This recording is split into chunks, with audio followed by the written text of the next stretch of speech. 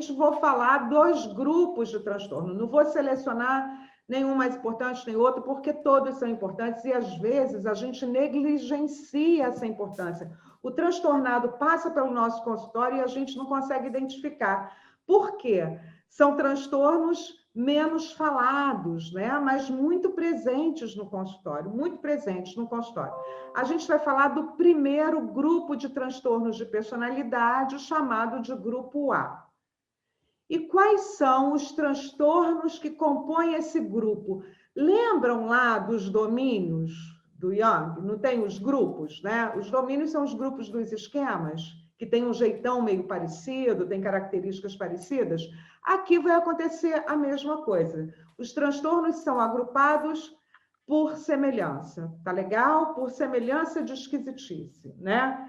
Aqui nesse grupo A estão o transtorno de personalidade paranoide, o esquizoide e o esquizotípico. São 3. E a gente vai falar de todos eles, tá? Todos esses transtornos têm uma característica comum. Os indivíduos parecem esquisitos, eu não chamo de esquisito, isso não sou eu, não é palavra minha, não, isso é do DSM mesmo. Ó. O DSM colocou lá esquisito e excêntricos. São pessoas estranhas, sabe aquele esquisito mesmo? Aquele esquisito que parece mesmo, ele chega e você fala, lá vem o esquisito? São desse grupo de transtornos de personalidade, tá bem? Volto a dizer que quando falo desse modo, eu falo com muito respeito. Eu sempre falo isso, né? Eu falo dessa maneira leve, mas com muito respeito aos transtornos. E aos transtornados também. As pessoas, de uma forma geral, geralmente eu respeito as pessoas, né? Então, sejam transtornadas ou não. Na verdade, absoluta para você, eu não conheço um que não seja transtornado. Pelo menos algum transtorno, alguma esquisitice. Inclusive eu, que tenho cas minhas, né? Que a gente cuida, mas a gente tem. Tem uma coisa que eu queria falar para vocês, agora aproveitando o ensejo.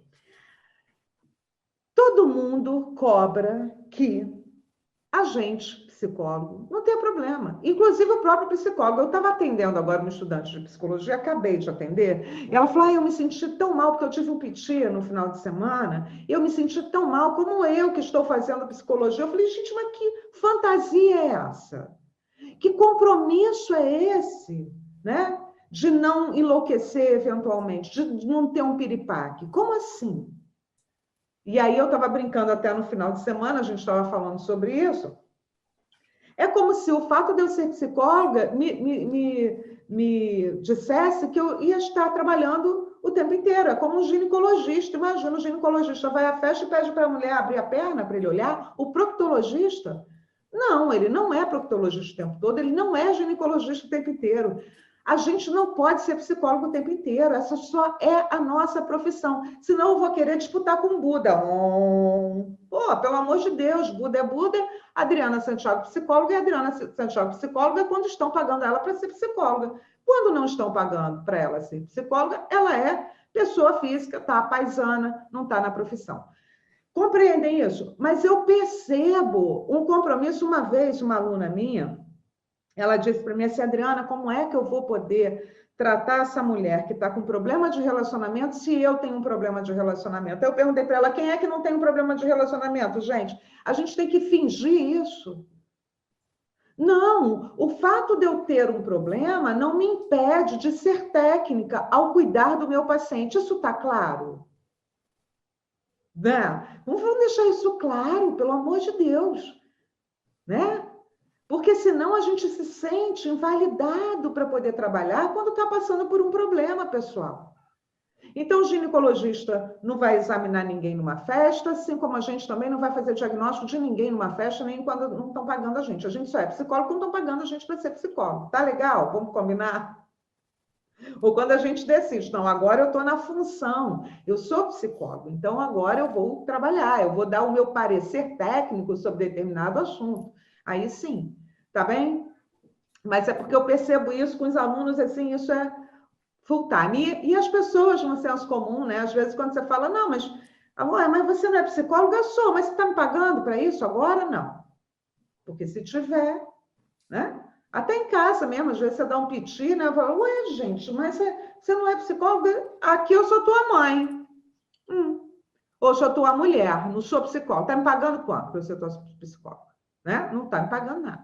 Então, é só para deixar vocês mais tranquilos em relação a essas questões dos transtornados e dizer que todos nós temos os nossos problemas, as nossas questões. Mas, aqui, falando do transtorno de personalidade paranoide, vai ser o primeiro transtorno que a gente vai tratar. Transtorno de personalidade paranoide, que faz parte desse primeiro grupo, tá bem? E o que acontece com esse transtorno? O sujeito tem um padrão de desconfiança e de suspeita, tamanhas que as motivações dos outros são interpretadas como malévolas. Olha aqui, quem tem transtorno de personalidade paranoide está sempre achando que o outro quer ferrá-lo de algum modo. Ferrá-lo de algum modo. Ele tem um olhar desconfiado, sabe aquela pessoa só desconfiada? Às vezes, a postura corporal é essa, né? Ó, é essa. Uma postura de desconfiança, sabe? Ó, tá sempre achando, tá sempre com o pé atrás. Vocês já devem ouvir, não só no consultório, mas na vida, a paisana aí de vocês, né? Ó, o sujeito, não confia em ninguém. Não confia em ninguém. Amigo meu só cabem em uma das minhas mãos. Eu posso contar, não sei o quê, porque ninguém presta, todo mundo vai... A humanidade é maldosa. Então, isso é sinal de que alguma coisa não está legal, o cara não confia em ninguém. Por que será que ele desenvolveu esse transtorno? Volto a dizer, ele pegou o transtorno no ar, teve um golpe de ar e ficou paranoide? Não, ele não teve um golpe de ar e ficou paranoide. Ele tem uma história que fez com que ele desenvolvesse esse transtorno de personalidade. Funciona para tudo, para depressão, para ansiedade, para transtornos de personalidade. Não é num golpe de ar que o sujeito pega. É um desenvolvimento que tem a ver com os esquemas que o sujeito vai criando desde a infância. Por que esse sujeito se tornou paranoide? O que fez, o que ele fez para desenvolver, né? O que fizeram a ele, o que ele pegou para desenvolver esse transtorno, tá bem? Então, isso tem que ficar claro. Quando a gente encontra um paranoide no consultório, e é no consultório que a gente vai cuidar dele, a gente precisa entender essa história, a importância de saber a relação parental, o que se repete na vida dele. Hoje eu vou trazer um modelinho de caso bem arrumadinho assim, tá? Para a gente cuidar. Paranoide, inclusive, para a gente juntar Lé com Cré. Tá legal? Então, olha só. Esse padrão de desconfiança, ele é indicado por 4 sintomas. Prestem atenção, né? O que a gente chama de sintoma no transtorno de personalidade paranoide. Primeiro deles, uma suspeita sem embasamento suficiente de estar sendo explorado, maltratado ou enganado. Olha, gente, é sem embasamento suficiente. Não é, às vezes você está sendo explorado, sim. Eu estou percebendo que fulano de tal, ou a minha família inteira me explora, ou que eu sou explorado no trabalho. Eu estou percebendo, eu tenho dados que eu posso te provar que as pessoas estão me abusando de mim. Então, eu posso te provar. No transtorno de personalidade paranoide, não há esse dado. Você pergunta para o sujeito assim, me prova aí, então me conta uma situação que indica que você está sendo explorado, abusado ou enganado. Me conta. O sujeito não tem isso, não tem evidências. Disfarçando as evidências, não tem as aparências, ele não tem. Ele pensa estar sendo. Isso aqui não é a paranoia no sentido da psicose, é um transtorno de personalidade, tá? É diferente. Qual é a diferença entre o transtorno de personalidade e a paranoia em si, né? Como uma esquisitice mais grave? É a certeza absoluta. Quem tem transtorno de personalidade paranoide acha que está. Quem está lá com o pé na psicose tem certeza que está. Essa é uma diferença muito importante da gente traçar, tá legal? Um outro sintoma do transtorno de personalidade paranoide É uma preocupação com dúvidas injustificadas acerca da lealdade ou confiabilidade de amigos. Então, é isso, é essa desconfiança injustificada. O outro quer me dar um golpe, ele está me roubando. Gente, vocês devem conhecer gente assim, não conhecem, não? Ou ter no consultório pessoas assim, com esse grau imenso de desconfiança. Uma outra coisa, relutância em confiar nos outros devido ao medo infundado de que as informações serão usadas maldosamente contra ele. Eu não posso passar as minhas informações, não posso mandar o meu inventário pelo e-mail, porque alguém vai invadir a caixa do correio da Adriana e vai roubar todas as informações, e roubando todas as informações, essa pessoa vai me prejudicar de algum modo. Então, essa é uma crença, olha isso, essa é uma crença que transborda no transtorno de personalidade paranoide, tá? Uma outra coisa, percepção de significado ocultos, humilhantes ou ameaçadores em comentários ou eventos benignos. Por exemplo, vou dar um exemplo disso. Não sei não, a Márcia hoje entrou na sala de cabelo preso. Não sei não. Eu acho que ela quer dizer para mim que o meu cabelo não tá bom, que eu também devo andar de cabelo preso. Sei lá, não sei. Eu senti que quando a Márcia entrou na sala com esse cabelo presinho, só pode ser para me irritar. A Márcia veio de cabelo preso para dizer que o meu cabelo tá uma bosta. Vejam bem.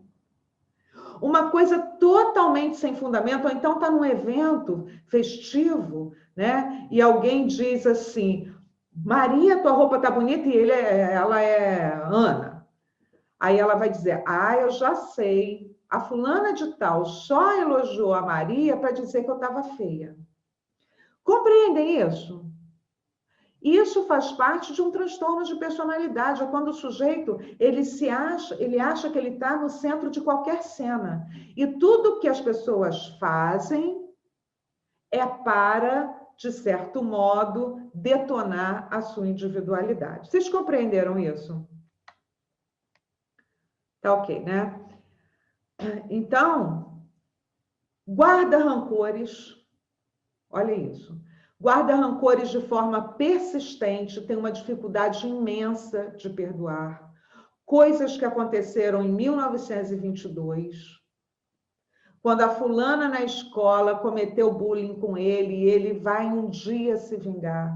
Isso faz parte de um transtorno de personalidade, a pessoa magoada, né? Sabe, aquela mãe magoada, e você sabe que a minha cunhada, aquela irmã, aqueles seus parentes lá, irmã do seu pai, porque em 1922, quando eu estava parindo você, ela não... Então, são pessoas que são ressentidas, sabe? Ressentidas. Quando eu vou falando para vocês desses sintomas, vocês conseguem encaixar na cabeça de vocês, pacientes de vocês, pessoas conhecidas? Vão fazendo esse exercício. Quando eu comecei a estudar esquema e transtornos de personalidade, e todos os meus livros são super rabiscados, o livro é meu, eu rabisco mesmo e pronto, acabou. Eu ia colocando o nome das pessoas do lado. Ia botando lá, fulano, Beltrano, tanto de pacientes quanto de conhecidos meus que claro, que entre nós aqui, profissionais, fulano é paranoide, fulano é não sei o quê, fulano é Beltrano, tal. Mas a gente não pode sair por aí com a metralhadora diagnóstica em cima das pessoas que a gente conhece, né? Mas aqui como exercício, lá no estudo, lá no livro, vai escrevendo o nome, vai escrevendo. E quem me vai escrever o nome das pessoas, até um alívio. Um alívio. Um alívio quando a gente fala, ai meu Deus, ele é doente, ele não está bem, ele está transtornado, né? Então, uma outra característica, percebe ataques a seu caráter ou reputação que não são percebidos pelos outros e reage com raiva e contra-ataca rapidamente. Então, é assim, Ricardo virou a cara agora para anotar ali, e eu acho que ele está falando para a Luciana que eu sou uma péssima psicóloga. Eu acho. Não, Luciane. E acho que Luciane está concordando com ele. E aí eu vou dizer, Luciane, você não vale nada que tá. Ou seja, eu vou contra-atacar, eu vou reagir a uma história que de fato só tem sentido dentro da cabeça, né, transtornada de quem tem o transtorno de personalidade paranoide. Tá legal? 7. Suspeita recorrente e injustificada acerca da infidelidade do seu parceiro, ou seja, ciúmes. Tem alguém que é ciumento aí? Ó, eu já vou avisando logo. Eu vou logo avisar, eu vou dar notícia. Ciúmes ciúmes não significa, o fato do sujeito sentir ciúme não significa que ele te ama, tá? Se você sente ciúme do seu marido, do seu namorado, do seu noivo, da sua namorada, do seu noivo, não significa amor. Ao contrário, significa falta de amor, e nesse caso, falta de amor próprio. Tá? Esse ciúme, essa desconfiança e tal, tem a ver com transtorno de personalidade paranoide. A gente precisa entender. Quando as pessoas falam assim, sabe aquela que vai lá no consultório e diz assim, ele é meu, porque esse homem é meu, né? Não toque no meu homem. Não é verdade? Não tem muita gente assim? Ou pessoas que perseguem as outras. Por isso que tem algumas estratégias publicadas sobre tratamento de casal com terapia do esquema que eu discordo em número, gênero e grau. Discordo, assim, absolutamente, né? Porque uma das coisas que alguns autores preconizam é quando tem um casal ali, se esse casal está com problema, a primeira coisa é o outro dar a senha do telefone, do e-mail. Gente, pelo amor de Deus, cadê a individualidade das pessoas? Quando a gente trabalha na produção de adulto saudável, o adulto saudável é um ser autônomo. Ele não pode, de dois, tentar fazer um que vai sair pedaço de gente para tudo quanto é lado. Tá? Só aproveitando o ensejo para falar um pouco sobre isso. Quando a gente atende casal, e a gente atende, eu, pelo menos, gosto de atender as duas pessoas com as suas singularidades e depois falar um pouco sobre esse encontro e se é possível ou não é possível. Porque quando a gente atende casal, a gente não tem um compromisso de manter o casal, não. Às vezes eles estão ali por absoluta incompetência e falta de coragem de se separar. Então, muitas vezes, quando a gente atende esse casal, a gente precisa entender se é salutar manter essa relação. Prestem atenção, não é que a gente que vai definir se é salutar ou não. Cada um, cada par, cada sujeito desse par, entende? Entendem isso? Estou falando dessa história de casal porque pintou como sintoma do transtorno de personalidade paranoide a história da perseguição, do ciumento. Repensem, pessoas. Ciúme não tem a ver com amor. Ciúme tem a ver com falta de amor próprio. Muitas vezes os homens têm ciúme das pessoas, por exemplo, mulheres também, mas não pode botar roupa curta, não pode botar decote, não pode usar salto, esse salto com short fica muito chamativo. Quer dizer, ele não tem essa preocupação porque ele te ama, gente, pelo amor de Deus. É porque ele não se sente suficiente para você. Simples assim. Né? Então, há uma insegurança. E, às vezes, a gente presencia lá no consultório esses enganos, né? Ai, ele morre de ciúme de mim. Ai, que saco, né? Coisa enjoada, né? Enjoado, meu Deus. Jura que ele não tem confiança? Né? E aí fica nessa perseguição. Então, a gente precisa... Olha que quando a gente trabalha com clínica, a gente precisa entender um monte de coisa. Eu sugiro, por exemplo... já sugeri o seu livro do amor, né? Já sugeri. Agora, eu amo uma pessoa e tenho medo de perdê-la, isso é uma coisa. Então, eu faço o máximo para ser uma pessoa interessante, né? Aí eu cuido de mim, não cuido dele. Agora, mesmo eu sendo uma pessoa interessante, o sujeito não me quer, faça como Jesus te ensinou no próximo, não é verdade? Porque a libido, o amor é nosso, e a gente aplica, a libido é nossa, e a gente aplica para os objetos. Ó, a gente pega, o objeto não quis, você quer dar amor para alguém, o objeto não quer, você pega de volta, é seu, e você vai e aplica para outra pessoa. Né, Yana? Ama o próximo. Então, o que a gente precisa observar no caso do transtorno de personalidade paranoide? Já ia falar border, né? Paranoide. Não ocorre exclusivamente durante o curso de esquizofrenia. Por quê?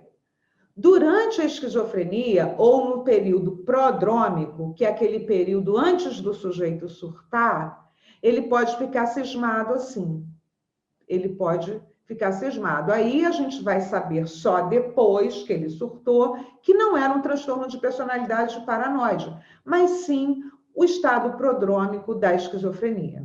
Ou seja, esse estado que o sujeito vai ficando esquisito, embotado, com alguns sintomas positivos e negativos. A gente não vai falar aqui de esquizofrenia, aliás, é um assunto que eu amo, qualquer dia a gente pode falar disso, mas esquizofrenia não é transtorno de personalidade, né? Então, isso a gente separa para um outro momento, mas eu gostaria muito de falar sobre isso, porque é bom desmitificar, porque psicólogo muitas vezes tem medo de atender esquizofrênico, não tenham medo. Mas não, olha como é que é interessante, às vezes a gente negligencia os transtornos menos falados, né? A gente negligencia, mas eles são muito presentes no consultório.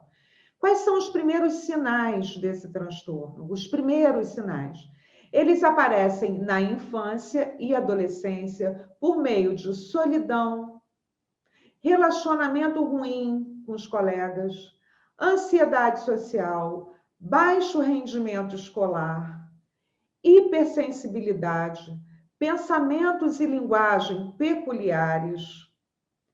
As crianças parecem estranhas, excêntricas e atraem provocações, ou seja, o sujeito já tem isso aí.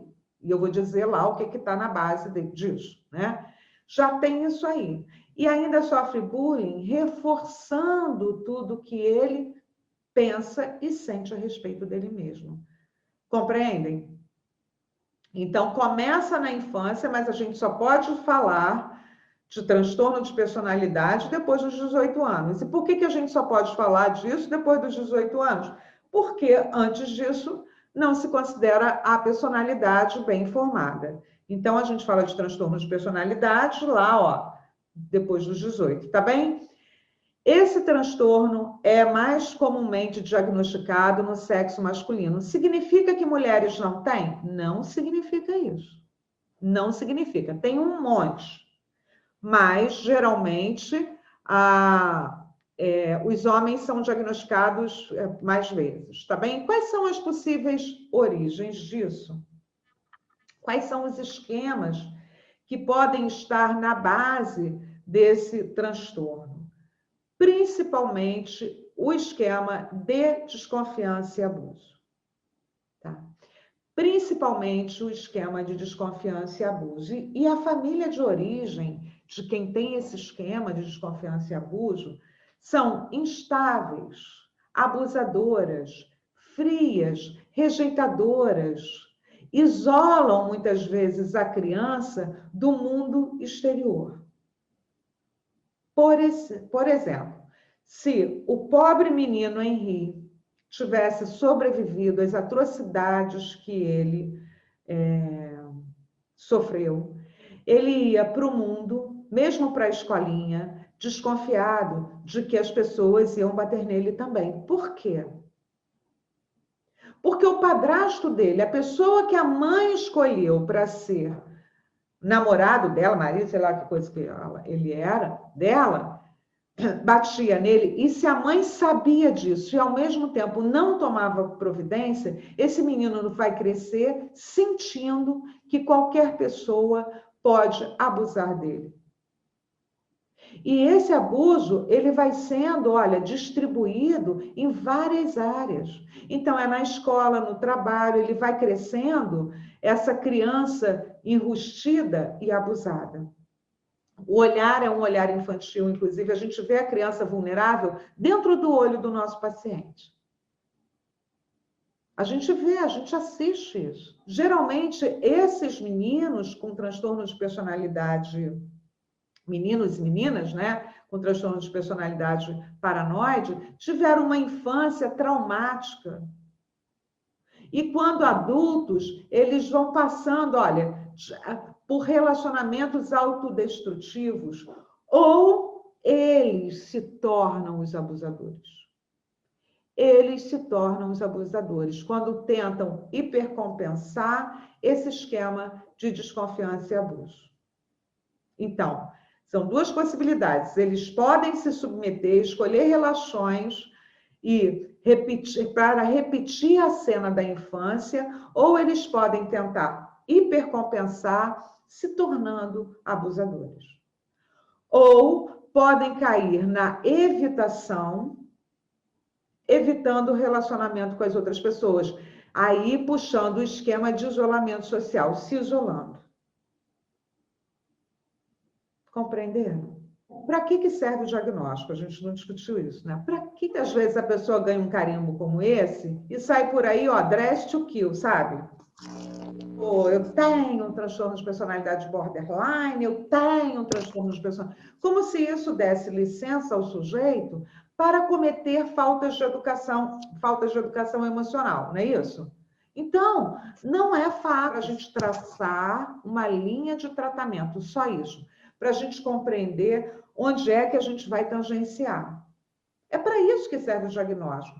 E, muitas vezes, para fazer o sujeito entender que aquilo não é da natureza dele, que aquilo foi montado. Então, estrategicamente, se tiver essa função, senta aqui, esquisito, deixa eu te contar, você tem um transtorno de personalidade paranoide, que tem isso, isso e isso. Isso está pautado no seu esquema de desconfiança e abuso, porque na sua infância, isso, e tem o direito de saber. Essa é a diferença fundamental, uma das diferenças fundamentais entre a terapia do esquema e outras terapias, outras linhas.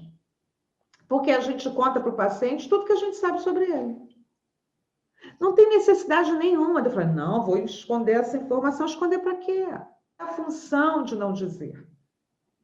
Né? E qual é a função de dizer também? A gente precisa pensar sobre isso.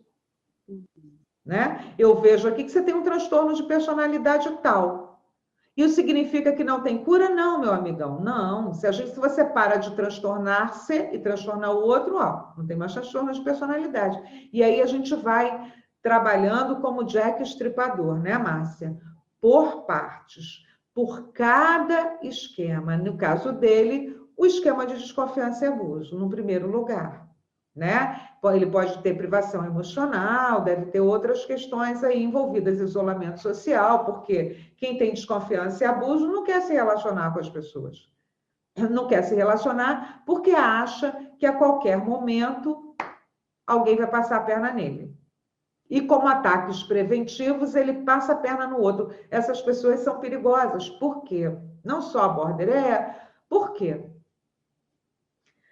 Porque o sujeito por exemplo, eu acho que a Yanara, ela vai me dar um golpe. Antes que ela me golpeie, eu vou golpear ela. Isso é um ataque preventivo. Para ela, tem uma frase que é maravilhosa, que diz sobre isso. Para chorar a minha mãe, que chora é a mãe dele. Não tem? Alguém fala assim? Não fala? Não tem uma frase assim? Se for para chorar a minha mãe, que chora a mãe dele. Ou seja, o cara, antes de qualquer coisa, ele já vai reagir. Não é? Então, a gente precisa ficar muito atento e trabalhar esquema por esquema. Qual é o objetivo do tratamento aqui, nesse caso, né, do transtorno de personalidade paranoide? Observar esse esquema de desconfiança e abuso, o esquema de isolamento social, que apesar de muitas vezes o Yang dizer que é um esquema primário, ele pode ser secundário nesse caso, porque o sujeito tem desconfiança e abuso, ele se isola. Não é? E pode ter também vulnerabilidade, porque ele acha que a qualquer momento uma tragédia pode acontecer, porque ele desconfia de tudo, ele pode perder todo o dinheiro, alguém vai roubá-lo. Então, é o que eu chamo de uma constelação esquemática, né? Fica ali uma constelação esquemática. Nesse caso, desconfiança e abuso, isolamento social, vulnerabilidade ao dano ou à doença. Muitas vezes defectividade, uma criança abusada, ela se sente um lixo. E o que a gente atende é criança, independente da idade cronológica que ela tenha, que a pessoa tenha. Não é verdade? Vocês veem isso no consultório? Eu vejo, eu só atendo criança. Né? Então, quais são os objetivos aqui do tratamento? Né? Ajudar o paciente a entender que, embora algumas pessoas não sejam dignas de confiança, tem muita gente que é. Como que vai ajudá-lo? Olha, pedindo provas. E mais ainda, eu já vou falar da relação terapêutica, que é importantíssima. Fazê-los distinguir, então, entre as pessoas que podem ser dignas de confiança e das outras que não são. Do tipo, me prova que a Márcia veio de cabelo preso hoje para dizer que meu cabelo é feio. O que você, por exemplo, né?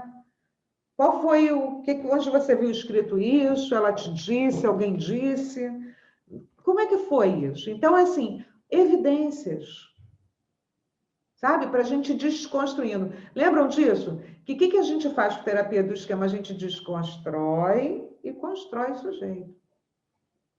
Ajuda, não é a gente que faz, né? Pelo amor de Deus.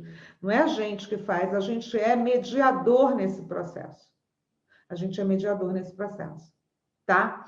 E quais são as estratégias de tratamento aqui, né, para esse momento importantíssimo? Primeira coisa, Márcia, crucial, vou falar disso, a relação terapêutica. Não há nada mais importante para tratar o transtorno de personalidade paranoide do que a relação terapêutica. Nada, não tem nenhuma técnica, nem o questionário de esquema, nem a anamnese, nada, nada, nada é mais importante do que você fazer o sujeito só acreditar, não, acreditar em você, pelo menos só em você, no primeiro momento. Porque se você não constrói essa base, ele não adere ao tratamento. Eu vou repetir. Sujeitos com transtorno de personalidade paranoide não aderem ao tratamento se você não construir a base terapêutica saudável. E isso é anterior a qualquer tipo de documento e ou exercício que você possa dar para ele. Pode confiar em mim. Eu estou do seu lado. Eu não vou te trair ou qualquer coisa desse nível, entendeu? Pode contar comigo, rapaz. Conta comigo. Você duvida de mim e tal? Vou contar um caso desses maravilhosos. Meu João, o Freud não tinha na O, né? Meu caso é meu ano O. Esse cara aí também. Eu tenho vários pacientes clássicos assim, e foi um casão que eu tive na minha vida. Muito, muito, muito interessante. Mas, enfim, essa relação terapêutica é o que tem que ser trabalhada no transtorno de personalidade paranoide, e depois a gente passa por os sentimentos de segurança, fortalecimento, tratar essa criança ferida, ir nas cenas lá, né? Trabalhar o perdão, porque são pessoas muito ressentidas. Perdão significa o quê? Ele reconciliar com o pai que o abusou, com a mãe que abusou? Claro que não, Deus me livre e guarde. Às vezes a distância melhora o amor, né? Que os pais fiquem bem longe, abusadores, mas que ele pare de ressentir.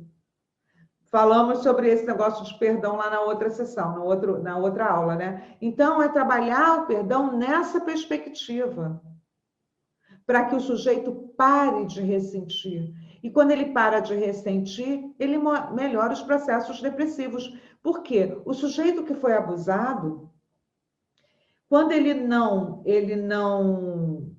perdoa, ele revive aquela cena, ele é violentado todos os dias. Porque o cérebro não faz a menor diferença entre o que você vive e o que você pensa. Então, o sujeito não para de ser violentado todos os dias, mesmo tendo crescido. Vocês compreenderam isso? Então, trabalhar perdão no transtorno de personalidade paranoide é fundamental. Tem um livro que eu indico sempre, que se chama O Poder Terapêutico do Perdão, uma base científica desse conceito, sabe assim? É legal, porque tem alguns passos, né? A autora fala da terapia do esquema junto com psicologia positiva, fala sobre um passo a passo dela, né, a autora, e também de outros autores. Então, assim, é legal para trabalhar isso no consultório com o sujeito que tem o transtorno de personalidade paranoide. Eu falei na semana passada e volto a dizer que não fala de perdão com quem foi abusado, não. Não usa essa palavra, senão o cara, principalmente quando tem um transtorno de personalidade paranoide, vai achar que você fez, ó, um combinado com os pais dele, que você fez um negócio ali, entendeu? E que você está armando para ele. Então, e aí ele vai ficar com raiva e nunca mais vai voltar. Mas você pode trabalhar o perdão sem falar nesse nome. Pode ser? Né? Ó, me fala aí, como é que é a vida, como é que foi a vida dos seus pais? Tocar nesse assunto. Me lembra uma cena de quando você era criança, que você foi abusado e tal. E aí eu volto a falar sobre a desconstrução do mito dos pais bons. Pelo amor de Deus, vamos desconstruir dentro do consultório. É verdade, teu pai era péssimo, mas ele estava ali na melhor versão. Ela era a melhor que podia ser. E você, por acaso, caiu ali, ó, fazer o quê? Cognitivamente, o terapeuta vai, então, ajudar, tentar ajudar a reduzir a em relação ao abuso, ou seja, porque o sujeito fica, olha, vão me abusar, vão me... E ele fica atento. Todo o aspecto cognitivo dele está atento a isso. É um sequestro mesmo, é um sequestro emocional, porque ele não consegue evoluir, né? O sujeito está ali tomando conta o tempo inteiro de quem vai dar uma pernada nele. Vocês concordam com isso? Então, ele custa para evoluir.